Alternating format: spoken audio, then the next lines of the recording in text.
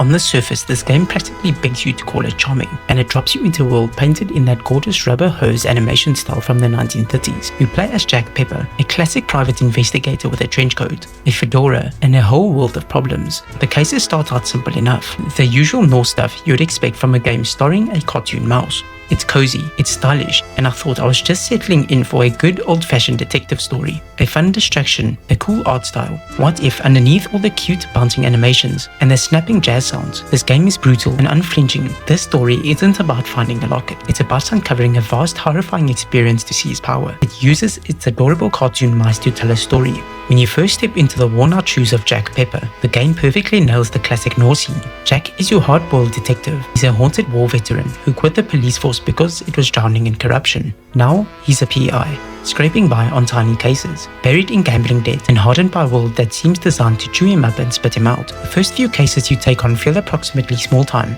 really selling this image of a detective trying to make rent in a tough city. But even in these early hours, the game is laying in thematic background. The city of Mouseburg isn't just a backdrop, it's a character on its own, and is deeply unwell. You feel that sickness in the stark contrast between the city's districts. The wealthy elites are off to operas and exclusive theatres, their laughters echoing through the pristine bright-lit streets. Meanwhile, you spend your time in the alleys and working-class neighbourhoods. If factories choke the sky with smoke, and labourers are just getting by. And then there are the shrews. Shrews are marginalised class, an entire species pushed to the fringe of society. They are physically restricted to parts of the city and treated with suspicion and contempt. You see shrews being harassed on the street corners, and you start to get the feel for the city's problems. This isn't just a city with a crime problem. Jack Pepper's tiny cluttered office is right in the heart of it all. Your first major case is what peels back the first layer of the rotten onion. It starts as a simple missing person case, but the people who are missing are shrews, and they're disappearing in droves. As you dig in, it becomes terrifyingly clear that this isn't random. This is organized, an operation. You discover that the disappearances are being orchestrated by a rising political party, Big Mouse Party. This isn't just a simple street gang. The setting is in 1934. Mouseburg is no accident. It's meant to directly mirror 1930s Europe, a time when fascism was on the rise. Big Mouse Party's agenda is chillingly simple. They want to seize the land owned by the shrew community. To do this, they've paid off corrupt police to arrest shrews on fake charges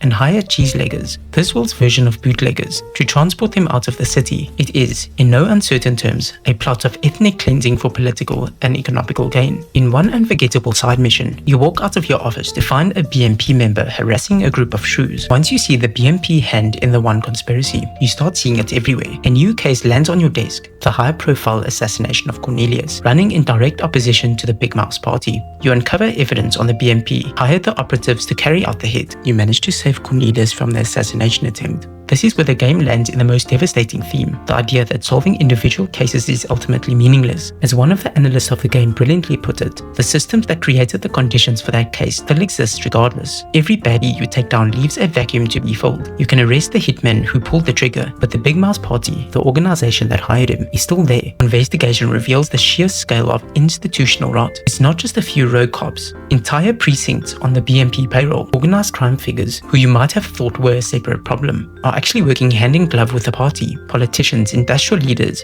and mob bosses are all moving together to consolidate the BMP. Jack Pepper can expose a single plot, but he can't seemingly dismantle the whole rotten structure by himself. The game forces you to confront a terrifying question. The game's climax is a quiet, horrifying moment of realization, in your dusty office staring at the evidence board as it all clicks into place. It's the moment you finally understand that all the major cases you've investigated, the ethnic cleansing of the shrews, the political assassinations, the web of organized crime, were all orchestrated by the Big Mouse Party as part of a single, monstrous strategy to achieve absolute control. And to make things even darker, you learn about the shadow groups operating behind the scenes, a mysterious cult of ideologies, calling themselves the scientists, are revealed to be collaborating with the BMP, running unethical experiments and pushing their own secretive agenda. It hammers home the game's overreactive theme of secrecy and a hidden power operating behind the scenes of society. This is when we finally confront Milford Sawyer. Sawyer engages in a final challenging boss fight with Jack. His role was never meant to be a hero. He exposed the full scope of the conspiracy, but the game deliberately ends on the note of the profound unease. The Big Mouse Party is exposed, but the system of power and the social prejudice that let them rise in the first place are all still there. The game leaves you with a chilling understanding that the battle is far from over. In fact, it might have only just begun.